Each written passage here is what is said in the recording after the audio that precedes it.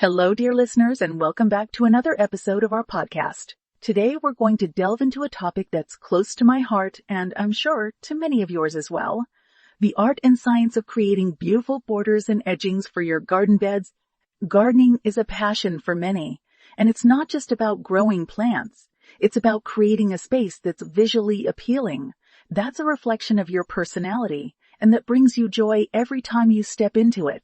And one of the ways to enhance the visual appeal of your garden is by creating creative borders and edgings for your garden beds. So what exactly are borders and edgings? Well, in the simplest terms, they are the lines that define the shape and layout of your garden beds. They can be straight or curved, simple or intricate, subtle or bold. They can be made from a variety of materials, including stone, brick, wood, metal, or even plants. And they can serve a variety of purposes, from keeping your plants contained to preventing weeds from encroaching on your garden beds to simply adding a touch of beauty and elegance to your garden. Now, when it comes to creating borders and edgings, there are a few key principles to keep in mind. The first is to consider the overall design of your garden. Your borders and edgings should complement, not compete with, the other elements in your garden. They should enhance the visual flow of your garden, guiding the eye from one area to another, and they should help to create a sense of balance and harmony. The second principle is to consider the practical aspects. Your borders and edgings should be sturdy and durable, able to withstand the elements and the rigors of gardening. They should be easy to install and maintain, and they should be effective in their purpose, whether that's keeping your plants in check or keeping weeds at bay. The third principle is to let your creativity shine. This is your garden, after all, and your borders and edgings should reflect your personal style and taste. Don't be afraid to experiment with different materials, shapes, and designs. You might be surprised at what you can come up with. Now, let's talk about some specific ideas for borders and edgings.